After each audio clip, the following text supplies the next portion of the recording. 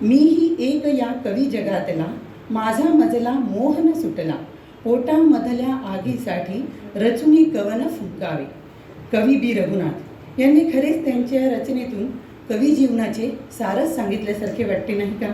अशा या चतुरस्त्र कवीचा 7 सप्टेंबर हा स्मृती दिन, पण खरे तर ते आपल्या कायम स्मरणात आहेतच. म्हणून फक्त आज त्यांच्या स्मृतींना विनम्र अभिवादन करण्यासाठी ह्या कार्यक्रमाचे आयोजन. आजच्या कवी संमेलनाचे अध्यक्ष आदरणीय इंद्रजित भालेराव सर, श्रेष्ठ कवी आपल्या सर्वांना माहीतच आहेत, ब्लॉग लेखक श्रीकांत उमरीकर सर, सर्वश्रुत नाटककार कवी रविशंकर झिंगरे सर आणि सदाबहार कवयित्री सौ संजीवनी खोत मॅडम, या सर्व मान्यवर कवींचे मी स्वागत करते. आणि त्यांनी आता आपल्याला त्यांच्या कविता ऐकून खरंच मंत्रमुग्ध व्हायला होणारच आहे.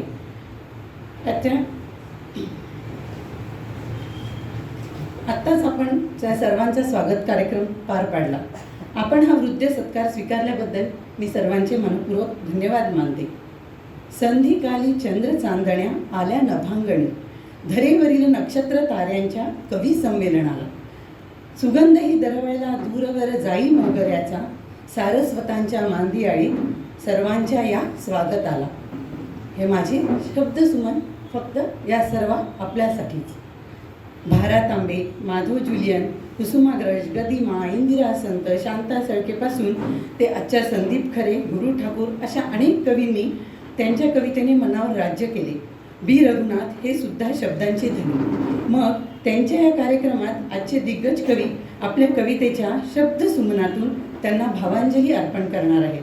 तर मी सर्वप्रथम सौ संजीवनी खोत मॅडमला आपली छानशी कविता सादर करण्याची विनंती करते. सन्माननीय व्यासपीठ आणि इथे उपस्थित असलेले काव्यरसिक, मराठवाडा मुक्तीसंग्रामात स्वतःच्या प्राणांची आहुती देणाऱ्या सर्व स्वातंत्र्य सेनानींना वंदन करून मी माझ्या विषयाकडे वळते. चंदनाच्या विठोबाची माय गावा गेली, चंदनाच्या विठोबाची माय गावा गेली, यातील उत्कट लाघव असो की देव देखणे भुललो पाहून वरवरचा परिशेंदूर तयाचा, कसले स्तवन म्हणावे, कसले स्तवन म्हणावे, आज कुणाला गावे, यातील कठोर वास्तव असो. हे आपल्या शब्दांनी चिरंजीव करणारे अमर कवी बी रघुनाथ यांना अभिवादन करून माझी कविता मी सादर करते आहे. आज ज्यांच्यामुळे आपण शिक्षण क्षेत्रामध्ये मोकळा श्वास घेत आहोत त्या सावित्रीबाई फुलेंना वंदन म्हणून मी माझी पहिली कविता सादर करते आहे. सावित्री फुले फुलवत तू आलीस, सावित्री फुले फुलवत तू आलीस, म्हणून आम्ही गंधित झालो. स्त्री शिक्षणाचे बीज तू पेरलेस, म्हणून आम्ही शिक्षित झालो. ज्ञानाची ज्योत तू लावलीस, ज्ञानाची ज्योत तू लावलीस, म्हणून आम्ही प्रकाशमान झालो. समस्त स्त्रियांना आत्मबल दिलेस, म्हणून आम्ही सामर्थ्यवान झालो.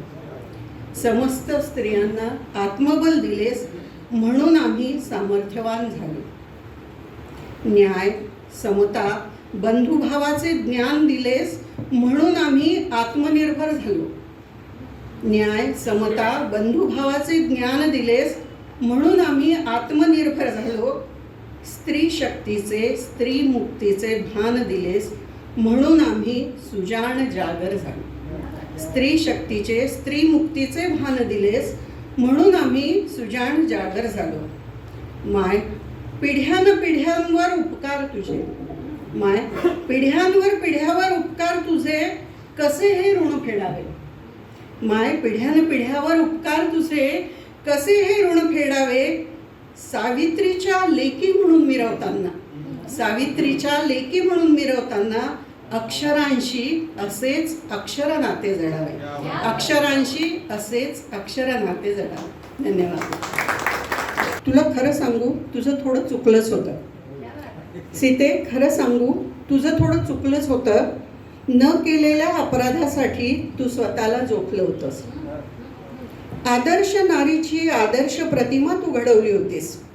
आदर्श नारीची आदर्श प्रतिमा तू घडवली होतीस. अग्निदिव्यातून तू तर लीलया पार पडली होतीस. रामायणातील तुझे आढळ स्थान चिरंतन स्मरते.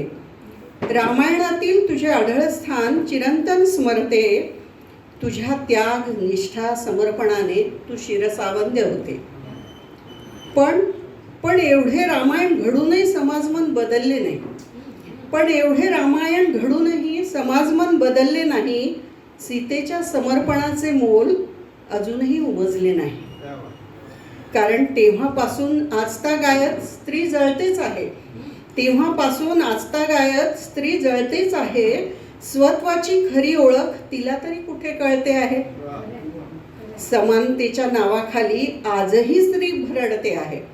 समानतेच्या नावाखाली आजही स्त्री भरडते आहे. जाच अत्याचार अन्यायाला नाहक बळी पडते आहे.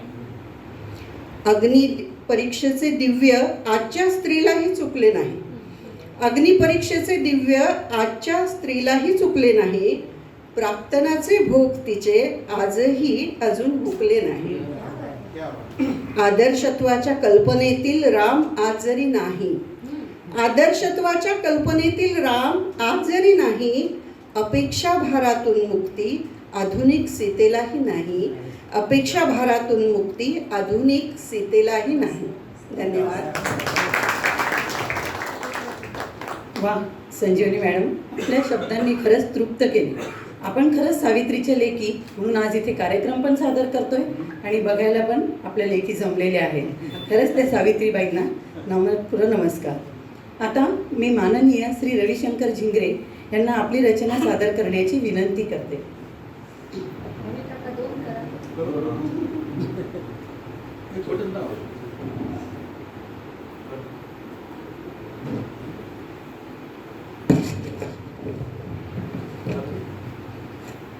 दुसरा घेऊ का? नाही.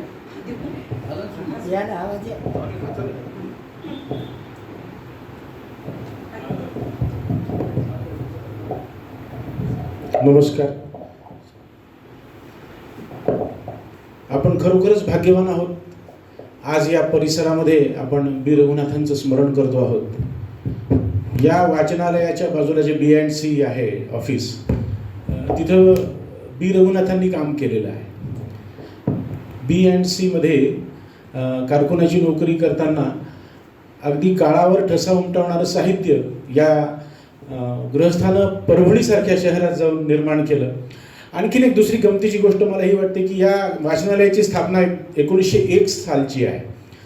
म्हणजे 100 वर्ष या वाचनालयानं परभणीचं जे सांस्कृतिक वैभव सांभाळलेलं आहे, जोपासलेलं आहे आणि पाहिलेलं आहे, त्यांचं साक्षीदार आहे. तर त्या कालखंडामध्येच बी रघुनाथांची साहित्य परंपरा आपल्यासमोर घडलेली आहे.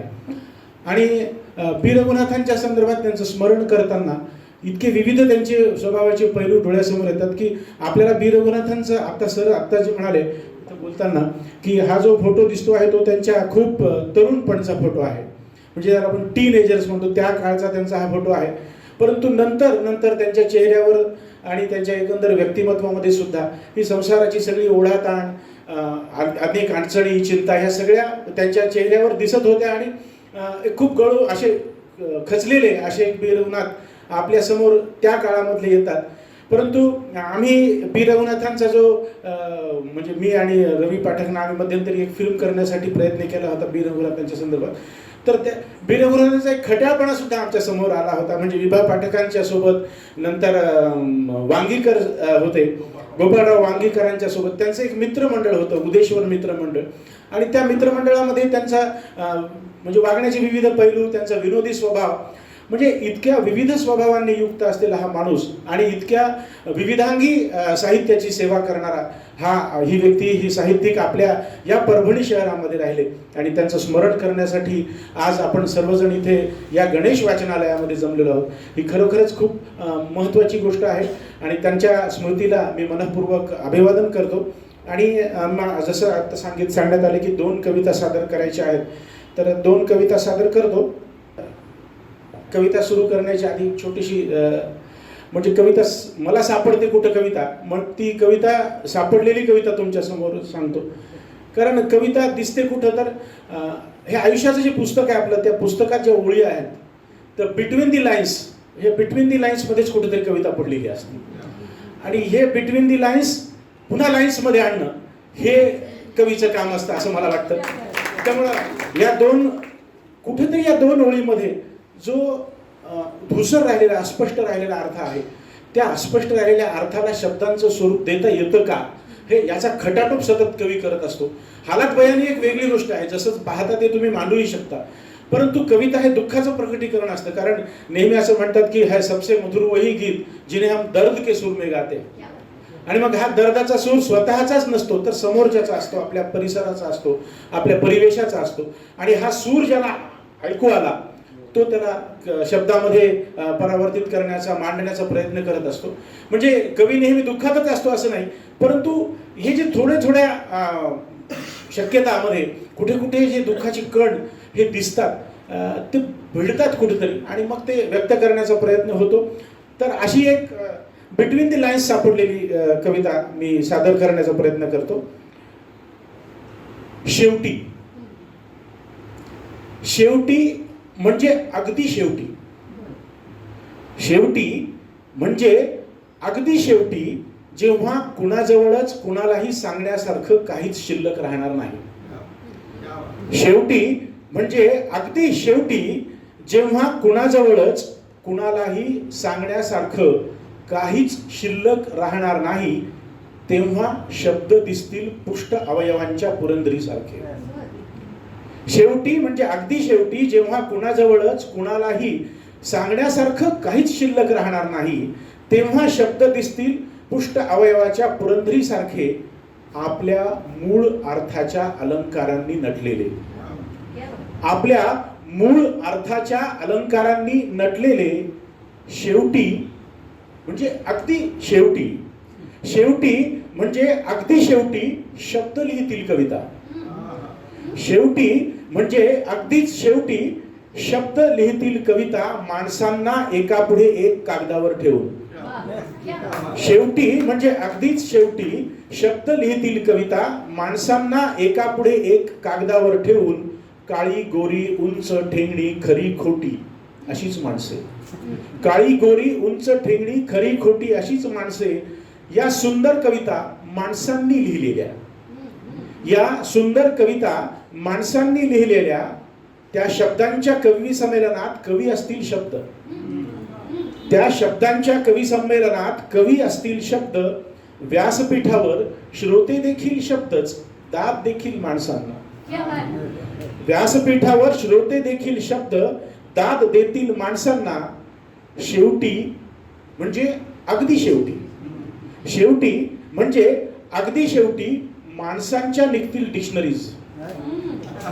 शेवटी म्हणजे अगदीच शेवटी माणसांच्या निघतील डिक्शनरीज. समानार्थी माणसं, विरुद्धार्थी माणसं, तत्सम माणसं, तद्भव माणसं.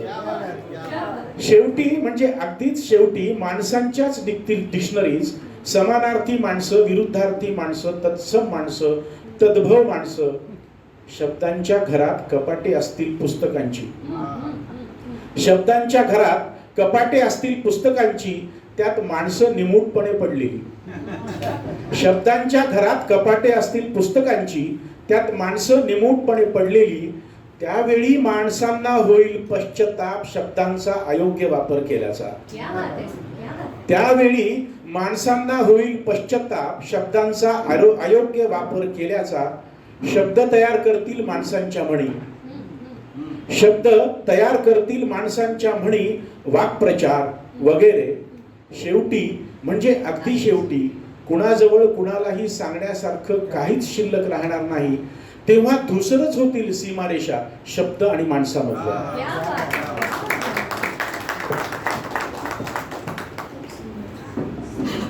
आणखी एक कविता. एक जुनं मराठी गाणं होतं की ही दुनिया हा एक जत्रा, हौशे नवशे गवशे 17. जयवंत कुलकर्णींनी गायलेलं गाणं आहे, खूप सुंदर गाणं आहे. पण ही जत्रा ही दाखवायला कोणीतरी आणलेली आहे आपल्याला. जसं लहान मुलांना उरसामध्ये हाताला धरून घेऊन जातात ना, तसे यात्रेमध्ये कोणीतरी आणलंय आपल्याला. पण हे आणणारा कोण आणि पाहतोय कोण याविषयी माझ्या मनात आलेल्या आहे बिटवीन द लाईन्स.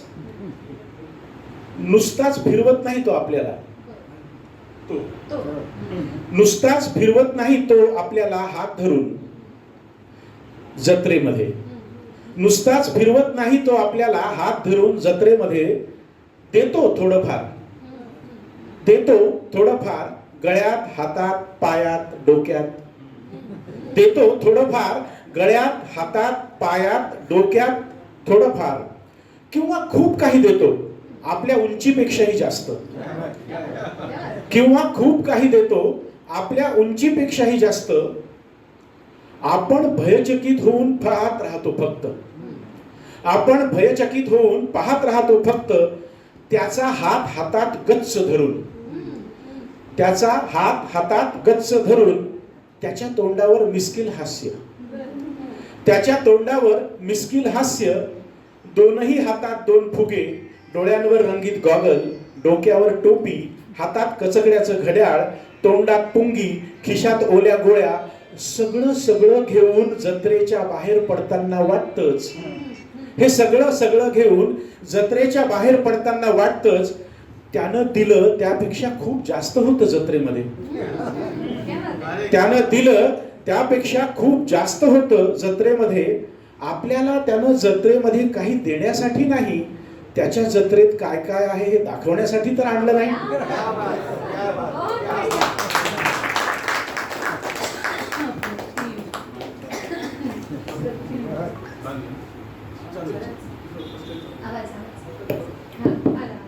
आला? खरंच सर, आपण आपल्या रचनेने मंत्रमुग्ध केले. बिटवीन द लाईन्स आमच्यासारख्या नवे कवितांनाही सापडाव्यात आणि कवितेच्या जत्रेत आम्हालाही तुमच्यासारख्या दिग्गज कवींसोबत फिरायला नक्कीच आवडेल. तर आता आपण वळणार आहोत अनेक क्षेत्रात मुसाफिरी करणाऱ्या कवी श्रीकांत उमरीकर सरांच्या काव्याकडे. येतोय आवाज?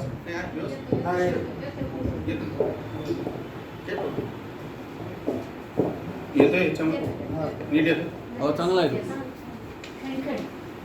या कार्यक्रमाचं निमंत्रण आल्याच्या नंतरच मला उगाच असं वाटलं होतं की हा काही कार्यक्रम औपचारिक राहणार नाही.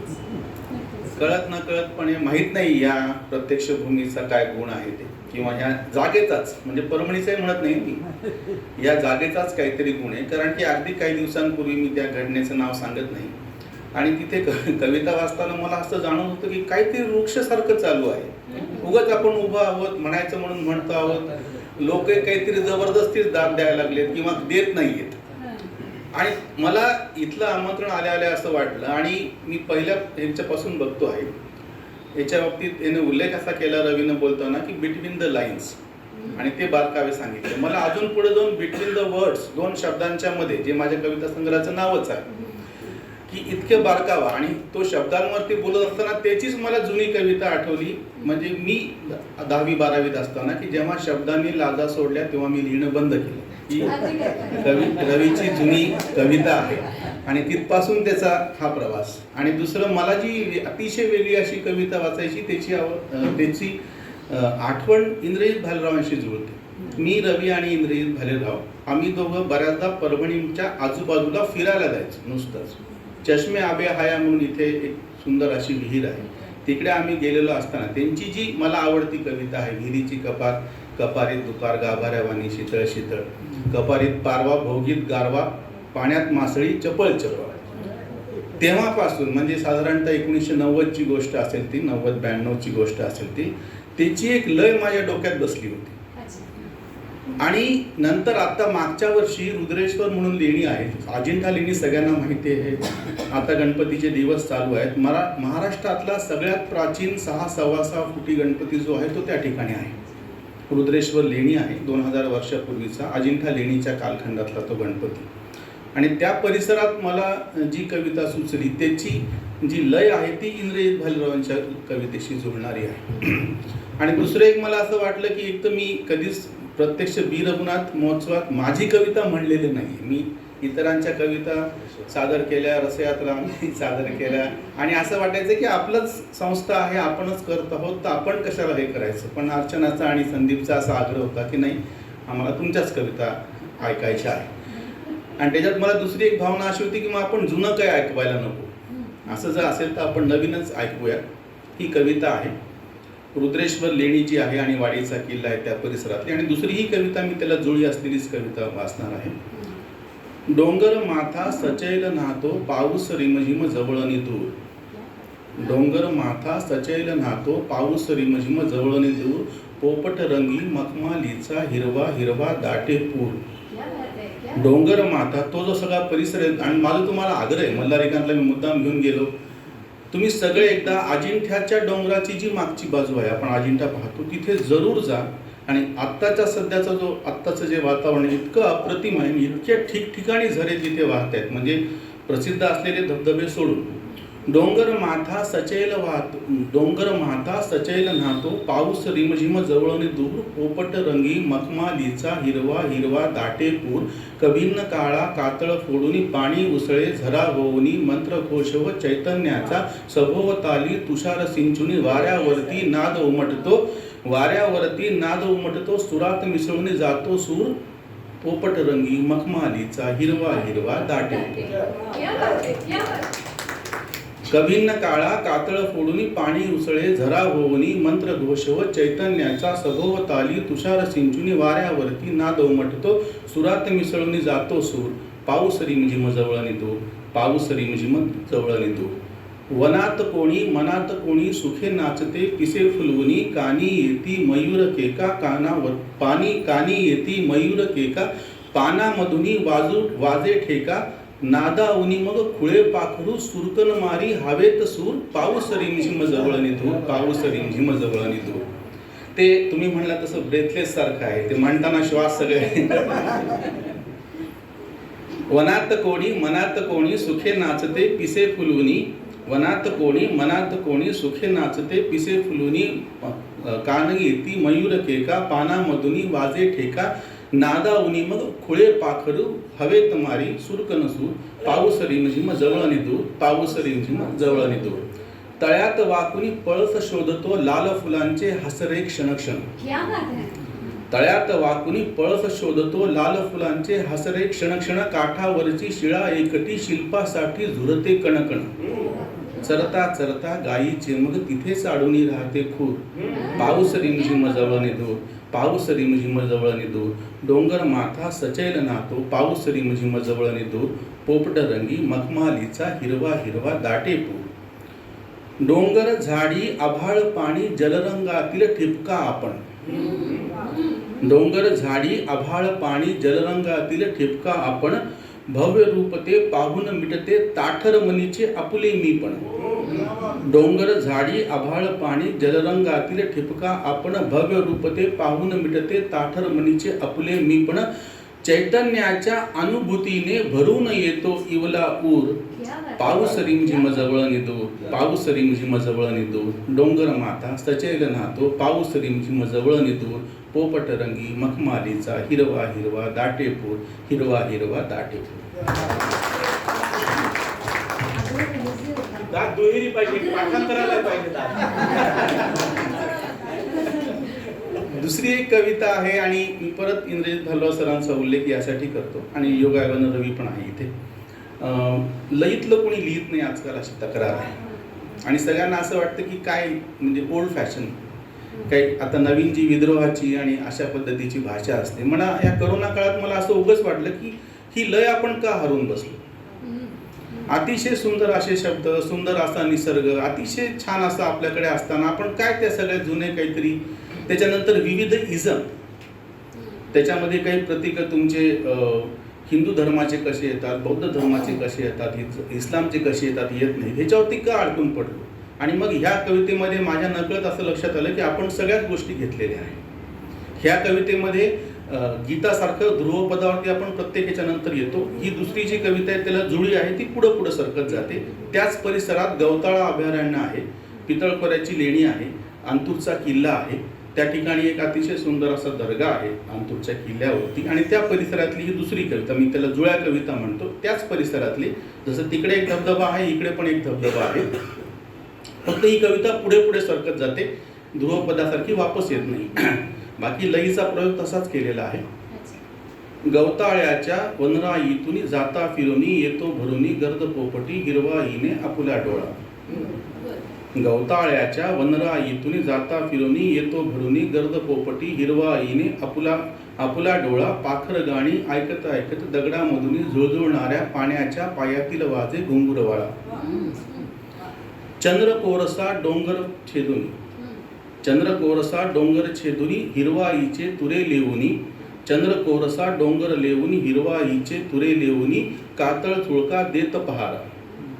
चंद्र कोरसा डोंगर कोरुनी हिरवाईचे तुरे लेऊनी कातळ सुळका देत पहारा. नाद उमटतो दरी मधुनी धबधबाच मग मोर बनूनी नाचे फुलवूनी पान पिसारा. जरा सावळ्या जरा पांढऱ्या मेघामधुनी आभाळ हसते मिश्किल दिसते निळे निळे. जरा सावळ्या जरा पांढऱ्या मेघांमधुनी आभाळ हसते मिश्किल दिसते निळे निळे. शुभ्र पांढऱ्या दर्ग्याच्या पायाशी आहे पिरासारखे मुक्त मनस्वी एक तळे. तळी साठल्या पाण्यावरती वारा लिहितो अल्लड गाणी थरथरणारी. तळी साठल्या पाण्यावरती वारा लिहितो अल्लड गाणी थरथरणारी. लसलसणाऱ्या गवतामधून लहरत जाते गाण्याची लय लवलवणारी. इथे वडाच्या पारंबीला सुफी शांतता घेते झोका. इथे वडाच्या पारंबीला सुफी शांतता घेते झोका. शतकापासून विरून गेल्या कव्वालीचा स्मरुनी ठेका. श्वासांमधून खेळत आहे स्वच्छ मोकळी शुद्ध हवा. श्वासांमधून खेळत आहे स्वच्छ मोकळी शुद्ध हवा. डोळे मिटता मनात उमटे ध्यान मग्नसा बुद्ध नवा. परतू बघता वाट हरवते गवसत नाही काही काही कानी येती इतिहासाच्या नुसत्या हाका.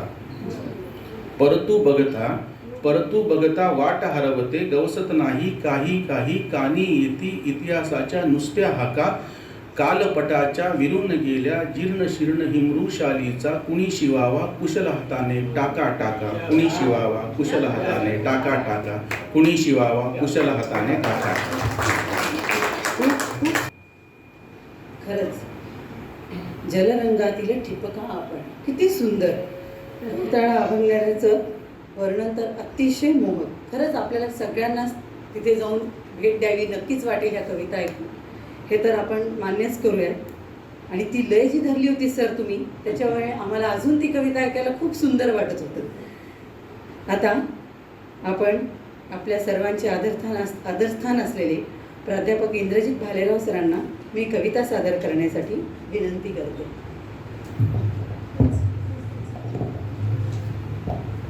श्रीकांत म्हणाला तसं एकदम नवी कविता अर्थात फेसबुकवर आलेली आहे आणि तिथे खूप लोक पाहतात त्याच्यामुळं तिथे ज्यांनी पाहिली त्यांच्यासाठी जुनी.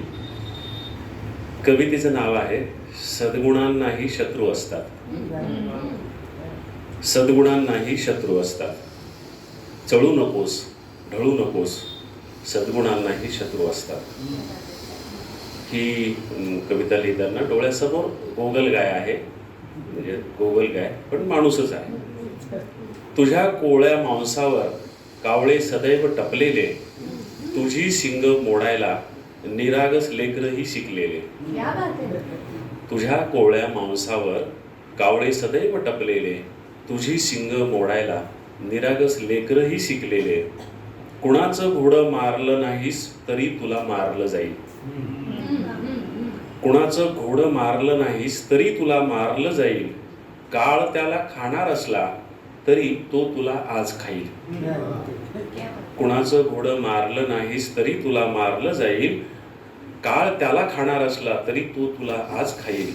मारता येत नसेल शिंग तर शंखात दडायला शिक. मारता येत नसेल शिंग तर शंखात दडायला शिक. अनावर होतील अश्रू तेव्हा एकांतात रडायला शिक. पोटात पाय घेऊन आपले तुरु तुरु चालत राहा. पोटात पाय घेऊन आपले तुरु तुरु चालत राहा. भविष्याचा अंदाज घेऊन वेळेवरती निघत जा. राज रस्त्यावरून चालू नकोस तो त्यांच्या मालकीचा आहे. राज रस्त्यावरून चालू नकोस तो त्यांच्या मालकीचा आहे. पायतळीच्या जीवाकडं जे ढोंकूनही पाहत नसतात. राज रस्त्यावरून चालू नकोस, तो त्यांच्या मालकीचा आहे. पायतळीच्या जीवाकडं जे ढुंकूनही पाहत नसतात. फार हसू नकोस, इथं हसणारांचेही शत्रू आहेत. फार हसू नकोस, इथं हसणारांचेही शत्रू आहेत. गुणवत्ता मिळवलीस गुणावर, तरी गुणवंत म्हणवला जाणार नाहीस. सहन होणार नाही ज्याला तुझं बहरलेलं शिवार. सहन होणार नाही ज्याला तुझं बहरलेलं शिवार. एक दिवस संधी साधून तो नक्की काडी लावणार. हे वैश्विक सत्य आहे आधीपासून अंतापर्यंत. हे वैश्विक सत्य आहे आधीपासून अंतापर्यंत. हे कुणालाच टळलं नाही तुझ्यापासून माझ्यापर्यंत. हे कुणालाच टळलं नाही तुझ्यापासून माझ्यापर्यंत. चळू नकोस, ढळू नकोस, सद्गुणालाही शत्रू असतात. चळू नकोस, ढळू नकोस, सद्गुणालाही शत्रू असतात.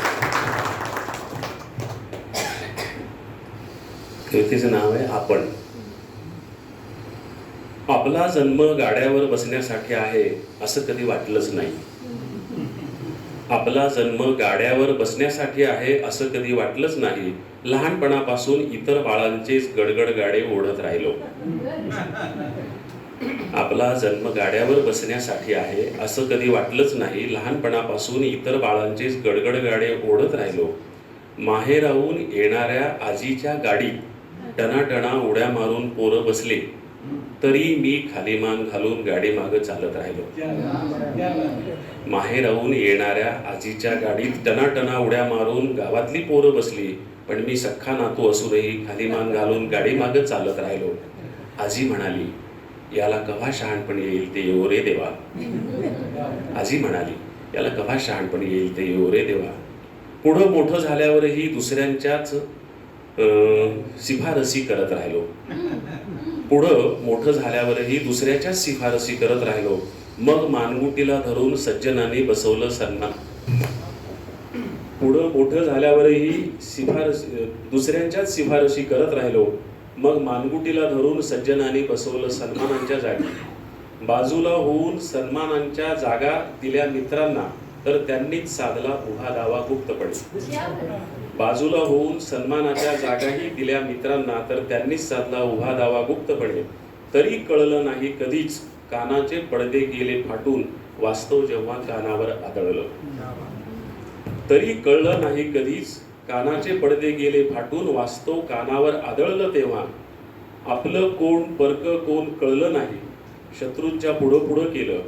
हितचिंतकाचं हित सुचलं नाही, हे भाबडे पण नव्हतं, हा मूर्खपणा होता. आपलं कोण परक कोण कळलं नाही, शत्रूंच्या पुढं पुढं केलं. हितचिंतकाचं हित सुचलं नाही, हे भाबडे पण नव्हतं, हा मूर्खपणा होता. मूर्खाच्या नंदनवनातले आपण बादशहा, यू म्हटलं की गोंडा घोळला. मूर्खाच्या नंदनवनातले आपण बादशहा, यू म्हटलं की गोंडा घोळला. पाठीत लाकूड बसल्यावर आलं शहाणपण, जे कवडीमोल किमतीचं होतं. पाठीत लाकूड बसल्यावर आलं शहाणपण, जे कवडीमोल किमतीचं होतं. खरंच सर, शंखात दडणे किती सुंदर मांडलं. आणि आपला जन्म कशासाठी, किती सरळ सोपं, जे आपल्या मनात असतं तेच त्यांनी फक्त त्यांच्या शब्दात व्यक्त केलं आणि ते आपल्यापर्यंत आपोआप पोहोचलं. अतिशय छान. प्राजक्ताचा सडा सकाळीच अंगणात पडलेला पाहून त्याचं रित होणं जसं खूप काही सांगून जातं, तसं आज प्रत्येक कविता ऐकून त्या कवींच्या मनातील भाव रिते होऊन जे आपल्यापर्यंत पोहोचले ते खूप काही सांगून गेले नाही का? खरंच लेखनाला सुगंध असता तर कवीच्या कवितेतून नक्कीच पारिजातकाचा गंध दरवेळला असता आणि तो आपल्यापर्यंत नक्कीच पोहोचला असता, जो आता आपल्यापर्यंत पोहोचतोय. तर आता अशा छान काव्याचा आस्वाद घेण्यासाठी मी आपल्या परत संजीवनी खोत मॅडमकडे येते आणि त्यांना आपली कविता सादर करण्याची विनंती करते.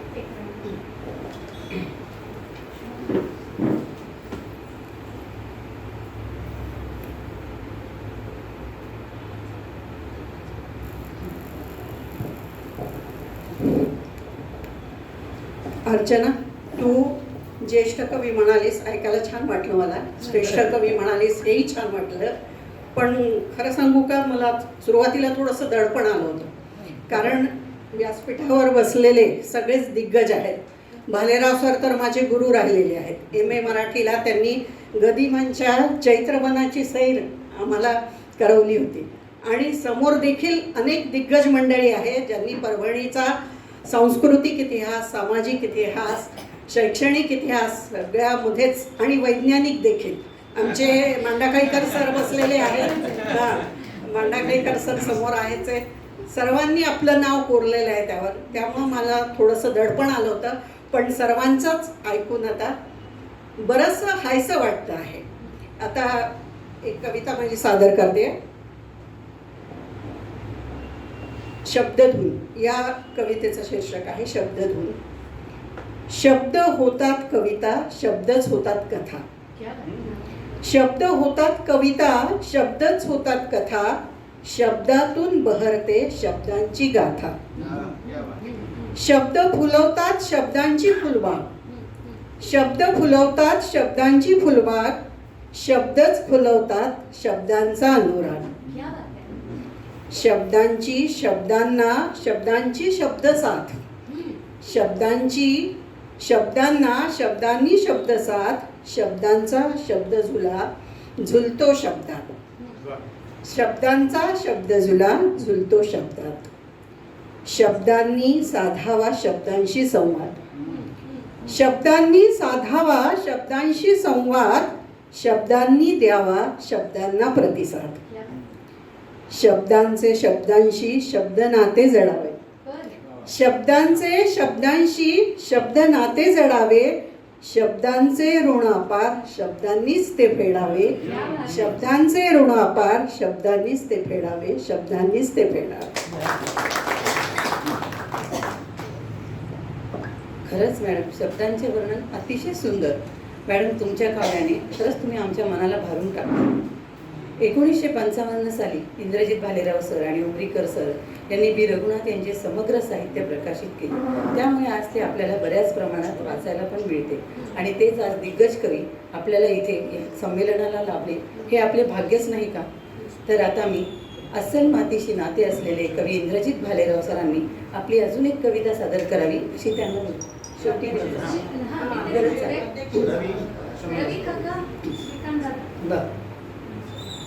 नाटकात राज्यभर आपले नाव गाजवणारे कवी रविशंकर झिंगरे सरांना मी आता आपली एक कविता सादर करण्यास विनंती करते.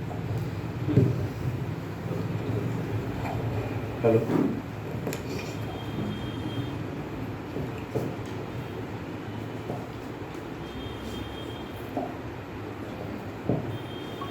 जसं रंगांचं असतं ना, तसं ऋतूंचं सुद्धा असतं. म्हणजे रंग जेव्हा एकमेकात मिसळतात तर त्यांचा जो मिसळण्याचा भाग असतो तेव्हा कोणता रंग स्वतःचं अस्तित्व वेगळं जाणवू देत नाही, तर ते एकमेकात दोन्ही रंग मिसळून गेलेले असतात. तसंच मला असं वाटतं की ऋतूसुद्धा जेव्हा एका ऋतूतून आपण दुसऱ्या ऋतूमध्ये जातो तेव्हा त्यांचा जो मिलनबिंदू असतो तो धड उन्हाळाही नसतो, धड पावसाळाही नसतो, धड पावसाळाही नसतो, धड हिवाळाही नसतो. आणि हा उन्हाळा आणि पावसाळा किंवा पावसाळा आणि उन्हाळ्यामधला एक क्षण पकडण्याचा किंवा तो भाग पकडण्याचा मी प्रयत्न केलेला आहे. कवितेचं शीर्षक म्हणू त्याला उन्हाळ्याच्या चाहुलीच्या रात्री. म्हणजे उन्हाळा येतो पण येत नाही, तो थबकलेला असतो कुठेतरी आणि हिवाळा पूर्ण गेलेला नसतो. अशा या काही दिवसांचा आपण अनुभव नेहमी घेतो, तो मी शब्दात पकडण्याचा प्रयत्न केलेला आहे. कोवळे मिसरूड ओठांवर मिरवणाऱ्या उल्हासित तरुणासारखा. कोवळे मिसरूड ओठांवर मिरवणाऱ्या उल्हासित तरुणासारखा उन्हाळा फिरत असतो दिवसभर रस्त्यांवरून. कोवळे मिसरूड ओठांवर मिरवणाऱ्या उल्हासित तरुणासारखा उन्हाळा फिरत असतो दिवसभर रस्त्यांवरून. आंबट फुलांच्या सुवासाचं अत्तर लावून कोपऱ्यावर उभा असतो अशात. तुम्ही जर कधी जेलच्या कॉर्नरवरून गेलात, आता ते झाडं तोडली गेली, पण आमच्या जिंतूर नाक्याच्या जेलच्या कॉर्नरवरून जाताना ईदगाह मैदानात त्या आंबट फुलांचा वास आला की आम्ही नाटकाच्या प्रॅक्टिसवरून घरी जाताना आम्हाला जाणवायचं की अरे उन्हाळा सुरू झाला. तर तो काही काही गंध त्या ऋतूंची चाहूल देत असतात.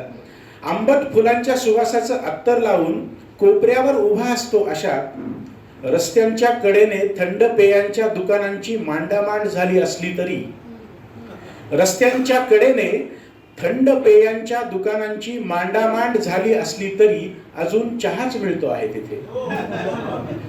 रस्त्याच्या कडेने थंड पेयांच्या दुकानांची मांडामांड झाली असली तरी अजून चहाच मिळतो आहे तिथे.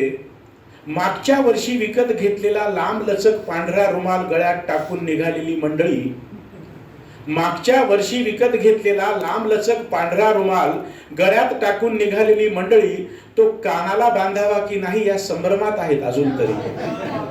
तो कानाला बांधावा की नाही या संभ्रमात आहेत अजून तरी. उन्हाळ्याने तुडवलेले रस्ते लवकरच होतात थंड. उन्हाळ्याने तुडवलेले रस्ते लवकरच होतात थंड.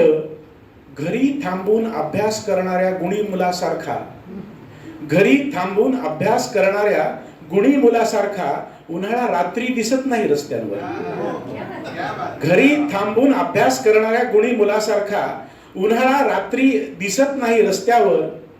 थंडी सफेद चादरों पे जागे देर तक असं म्हणणारा गुलजार चौकात उभा असतो उन्हाळ्याची वाट पाहत.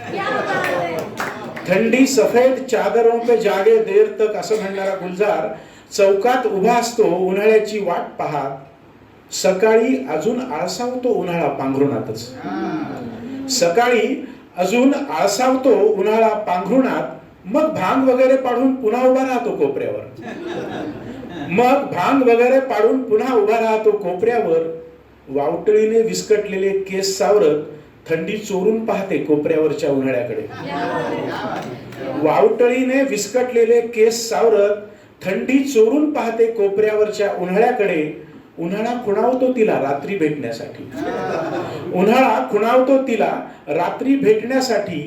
अभ्यासाला दांडी मारून उन्हाळा रात्री भेटू लागतो थंडीला. अभ्यासाला दांडी मारून उन्हाळा रात्री भेटू लागतो थंडीला. तीही त्याच्या मिठीत विरघळून जाते. तीही त्याच्या मिठीत विरघळून जाते. खिसलेल्या बर्फावर पडलेल्या रंगीत शरबतासारखी. निर्मनुष्य रस्त्यावरून निर्हेतुक चालणारा गुलजार अनुभवतो त्यांचा मुग्ध प्रणय. निर्मनुष्य रस्त्यावरून निर्हेतुक चालणारा गुलजार अनुभवतो त्यांचा मुग्ध प्रणय. त्याला ठाऊक असतं तिचं अस्तित्वच संपणार आहे त्याच्या मिठीत थंडीचं. त्याला ठाऊक असतं तिचं अस्तित्वच संपणार आहे त्याच्या मिठीत. त्याला हेही ठाऊक असतं संपणारी थंडी ठेवून जाणार आहे उन्हाळ्याच्या गालावर एक बोसा.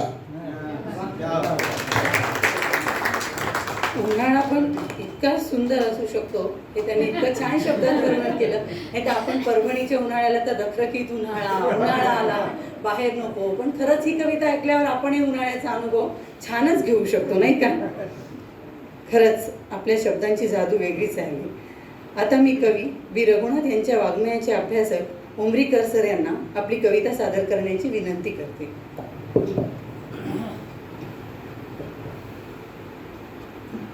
ही कविता फक्त कविता नाही आहे. गेले 3-4 वर्ष जो प्रकल्प आम्ही प्राचीन मंदिरं वास्तू यांच्या बाबतीत घेतलेला आहे, शासकीय पातळीवरती तसा अहवाल पण दिला. मल्हारिकांत आमचा मित्र त्यासाठी काम करतो आहे. पण माझ्या असं लक्षात आलं की आपण करत असलेलं काम चळवळ हे आपोआपच कधीतरी कळत नकळत कवितेमध्ये त्याचं हे होतं. आणि ते काय फक्त असं चळवळीचं काहीतरी ध्येयवादी गाणं होईल असं नाही. सहजपणे पण एखादी अनुभूती येऊ शकते.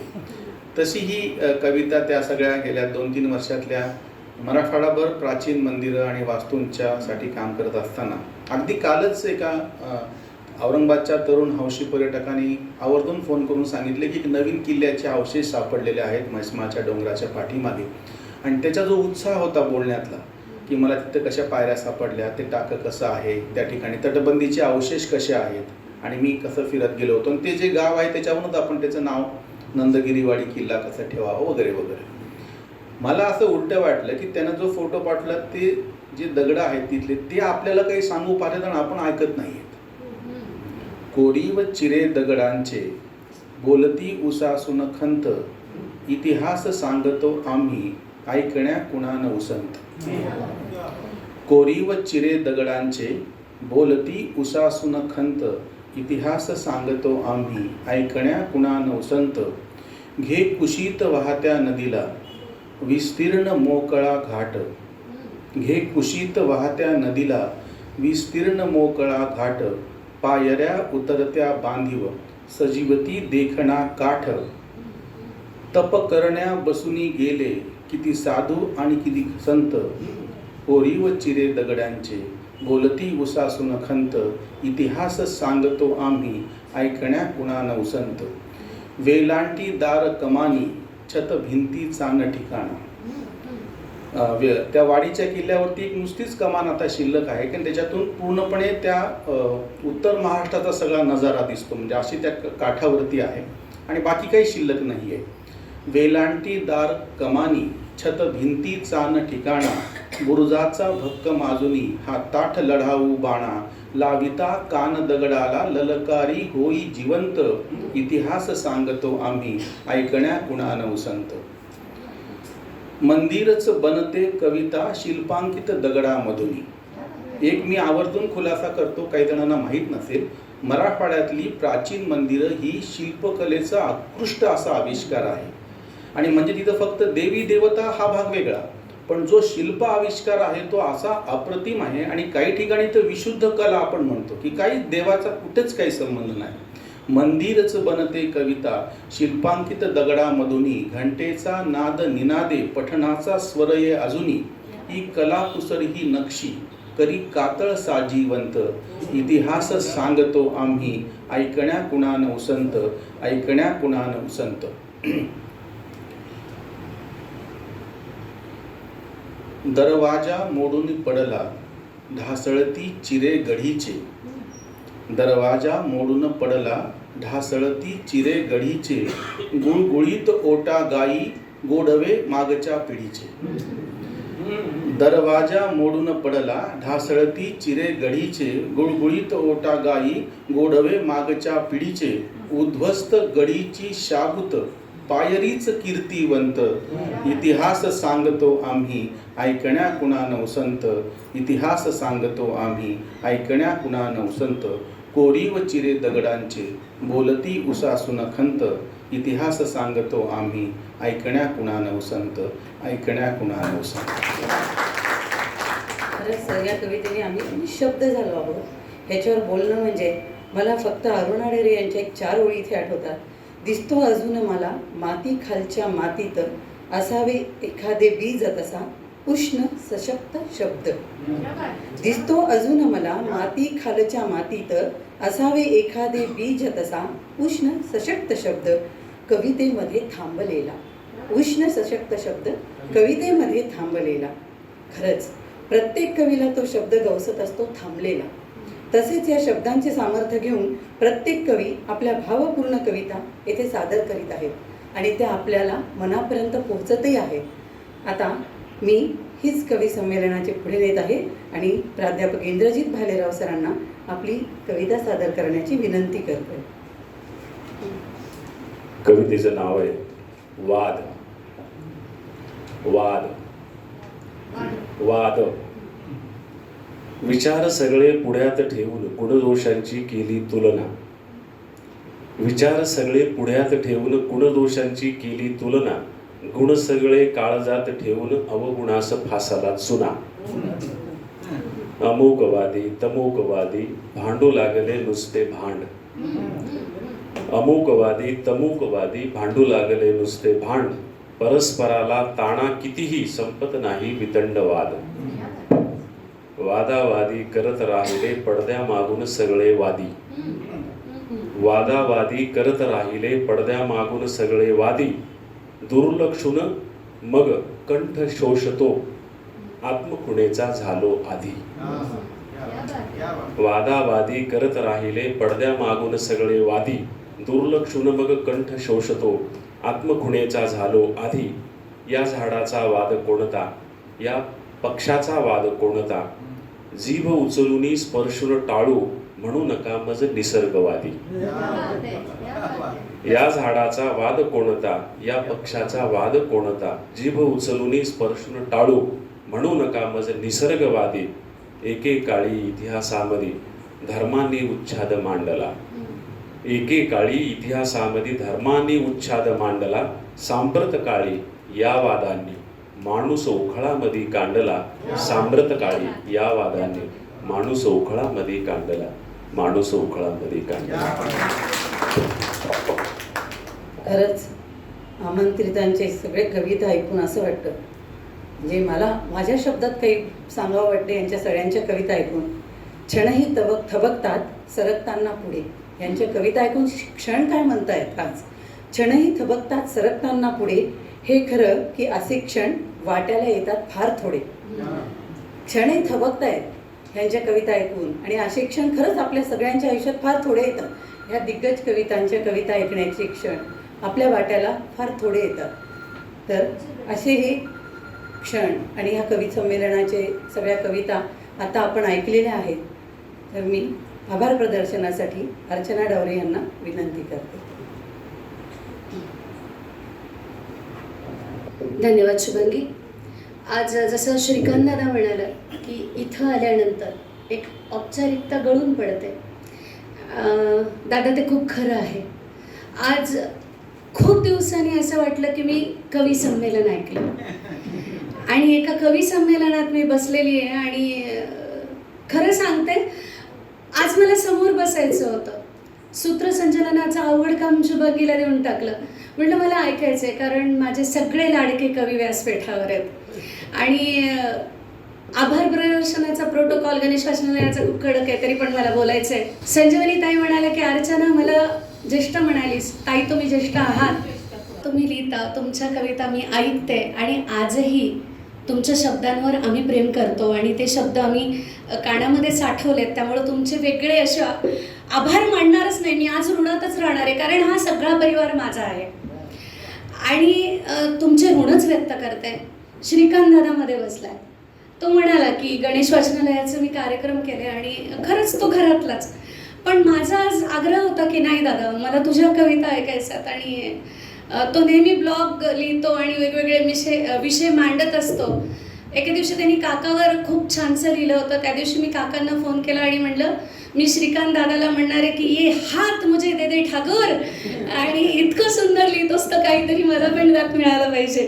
आणि ती माझी इतकी मनस्वी भावना होती आणि मी बोलले सुद्धा की दादा तुला ऐकायचं आहे रे आणि तू ये परभणीला. आणि त्यांनी खरंच आमच्या विनंतीला मान दिला. त्याच्यामुळं तुझेही आभार नाही, तुझ्याही ऋणातच, कारण तू घरचा आहेस.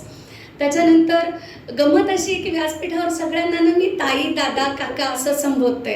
रवी काका खरंच रवी काका आहे. आणि त्याच्या कविता अशा होत्या की त्या कवितेमध्ये ना जसं त्याच्या नाटकातले प्रसंग दिसतात ना तसा शब्दाने शब्द माझ्या डोळ्यासमोर येत होता की काय होतंय काय होतंय काय होतंय.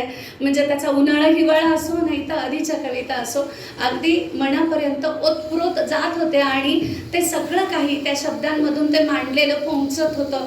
समोरचा एकही व्यक्ती हललेला नाहीये किंवा म्हणजे आपण समारोपापर्यंत आलो तरी अगदी तितकीच शांतता आणि ऐकण्याच्या मूडमध्ये हेच सगळं तर असतं. आणि जे अध्यक्ष होते आहेत मी तर गुरुवर्यच म्हणते त्यांना. आणि माझा प्रवास जसा सुरू झाला आहे परभणीमध्ये तेव्हा वेळोवेळी मी सरांच्या घरी पण गेली आहे. मी त्यांना ऐकलेलं आहे. त्यांच्या पुस्तकांचे पाठांतरं झालेले आहेत आणि सरांना आल्यालाच म्हटलं सर मी आज खूप बेहद खुश आहे कारण व्यासपीठावर बसणारे सगळेच इतके दिग्गज आहेत की मी आज नाही घेतलं सूत्रसंचालन. मला बसायचे समोर आणि संदीप दादालाही विनंती केली की दादा मला आज ना नावून निघायचं आहे कवितेत. आणि खरोखर या सगळ्यांनी आपल्याला नावून काढलं. तर गुरुवर्य असणारे आमचे भालेराव सर त्यांचे पण मी आभार निश्चित नाही मानणार कारण त्यांनी सदैव आमच्यासोबत असंच राहावं. त्यांच्या कवितेत आम्हाला चिंब करावं. त्यांचे आशीर्वाद आमच्यासोबत असावेत हीच मनस्वी इच्छा आहे. आणि समोर बसलेले सगळे दिग्गज मनस्वी आलेले जसे मी स्टेटसला लिहिलं होतं की आपण आमंत्रित आहात तर त्याच्यावर सुरेश दादांनी टाकलं होतं की ताई साहेब आम्ही येणार. म्हटलं क्या बात आहे. तर असेही लोक इथे आहेत. वीणाताईसारखे आहेत आणि सगळेच आहेत. कुणाकुणाचं नाव घेऊ तर सगळे मान्यवर आले. आज कार्यक्रमाला आपली उपस्थिती लाभली तर सर्वांचे मनस्वी आभार. आणि हा कार्यक्रम आता संपला असं मी जाहीर करते. धन्यवाद. Yeah.